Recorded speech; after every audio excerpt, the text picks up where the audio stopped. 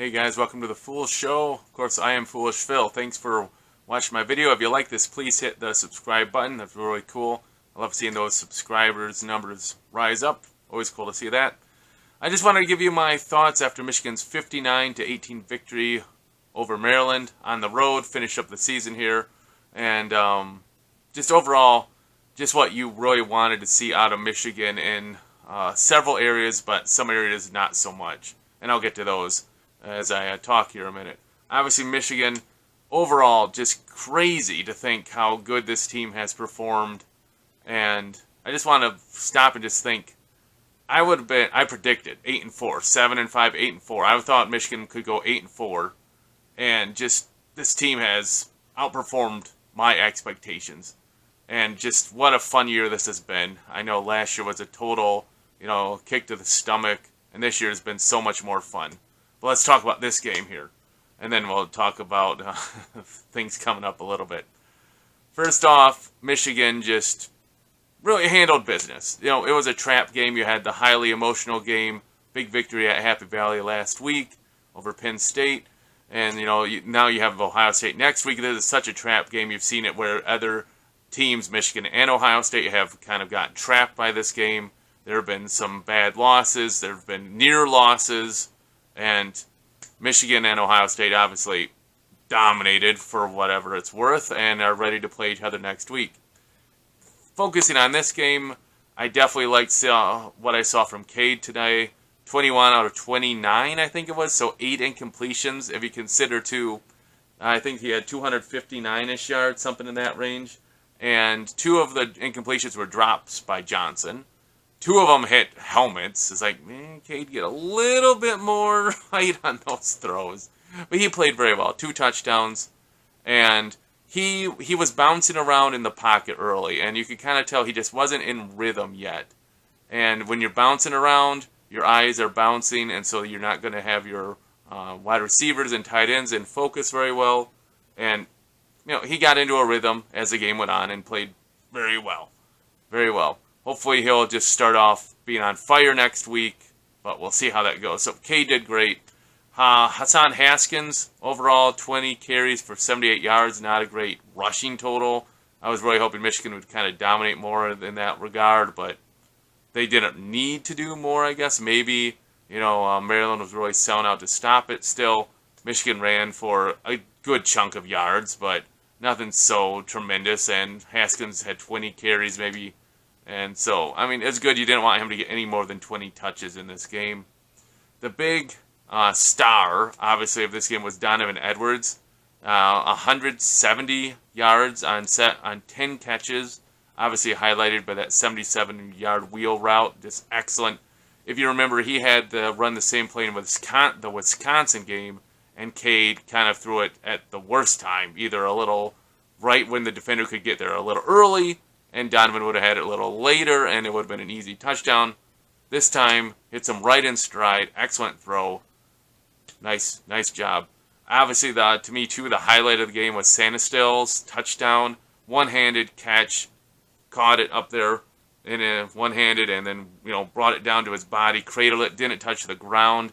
That was a great catch by Sanistill. I think that one was from JJ.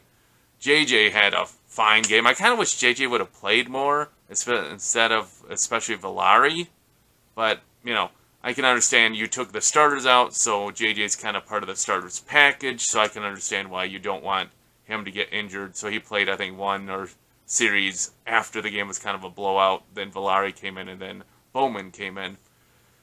Obviously, really cool that trick play on the special teams. If you didn't see it, Maryland did like a pooch kick, so Michigan got the ball at about the 22, 23-yard line.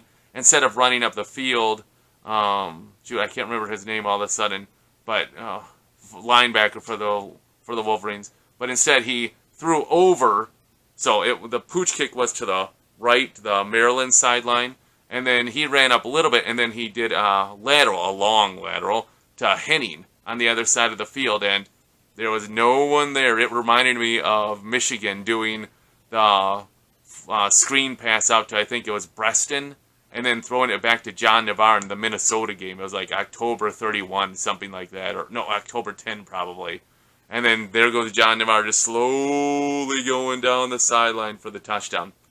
And he runs a little quicker, and it was a nice play.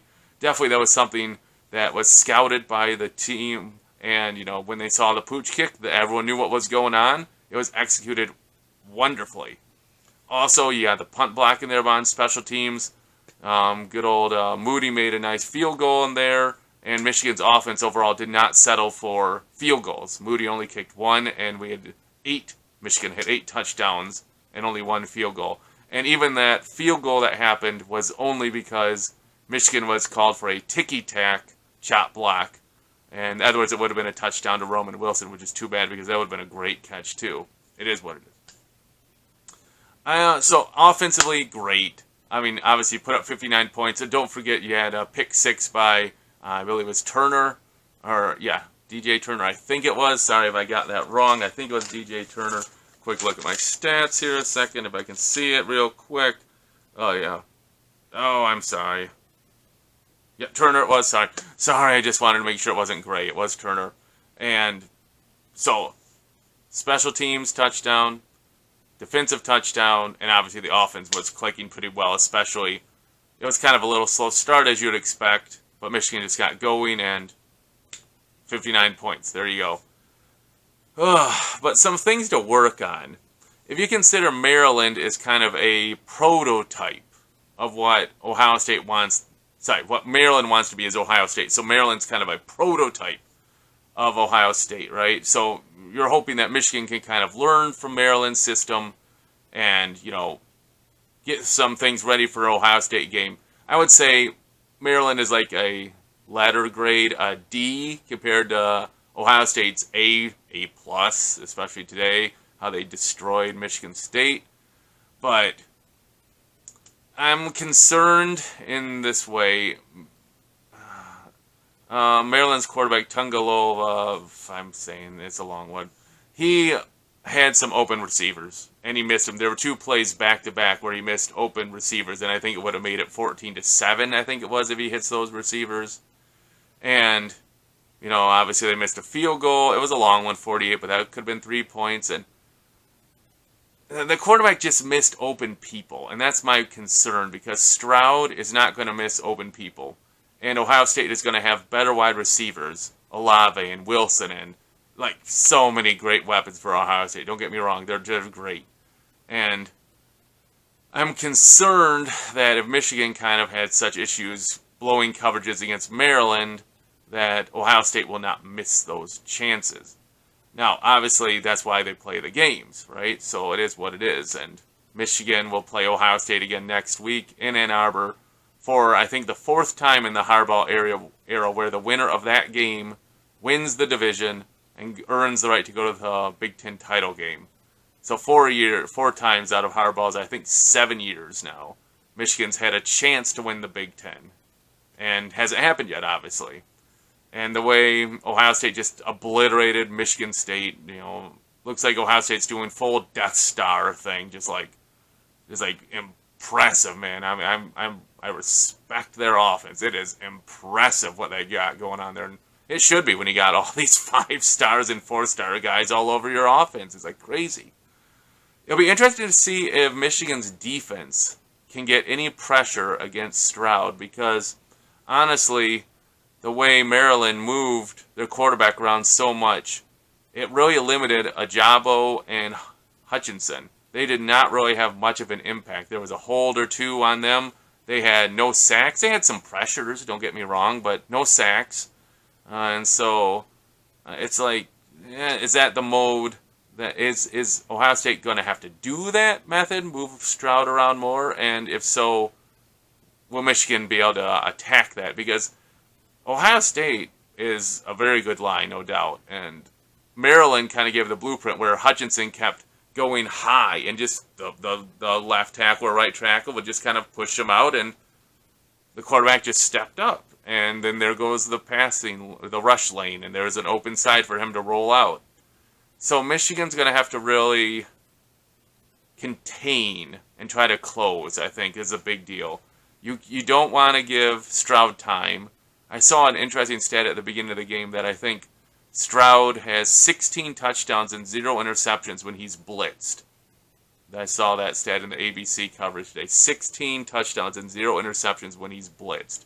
So blitzing is not going to help you on that, because what it does, it puts your coverage in man coverage. And all you have to think about is how Michigan did in man coverage the last couple times they played Ohio State in Don Brown's system. They were imploded, and Michigan couldn't do anything. So I do not expect them to go a lot of blitzing, at least a lot, so that Ohio State just knows, it's going to be man coverage all the time. We'll see how Mike Macdonald handles this. There's obviously going to be some good strategy, and obviously there's going to have to be some adjustments, but you look at what Ohio State did today, you do not have a lot of time for adjustments. Because, you know what? Ohio State got the ball, scored, Michigan State punted, score, punt or fumble, score, 21-0, 28-0. It's like, you don't have time to adjust. That team's so high-powered. It's like, it's going to be, you got to have the right game plan to start the game. And your offense is going to have to not punt the ball quickly so you can make those adjustments. It's a hand-in-hand thing. You got to have good offense so your defense can rest and adjust. But that is for next week. Again, kind of wraps it all up. Who would think that Michigan would be playing the game for the Big East title? At the beginning of the year, who thought they would be playing that? That's crazy. And it's just been a great, fun year as a Michigan fan, and I've totally enjoyed so many of these games. It's been such a great turnaround from last year. Just want to wrap this up by saying thanks again for watching. Sorry I didn't get any videos out for basketball. 9 o'clock tips and 1 a.m. tips do not fit in well with my job and little kids that I have in my life. So, sorry, those late tips don't get videos. I don't like to do a video of a game I don't watch, because it just feels like I'm just going off of what other people do. If that morning or whatever I can, get a YouTube rebroadcast or something, maybe I'll do some. But it didn't work out this week. So hopefully Michigan can get the win tomorrow and obviously set up throughout the week. And thinking about football, get a good week of practice, and be ready for the game. Thanks again for watching. And until I see you guys next time, go Blue!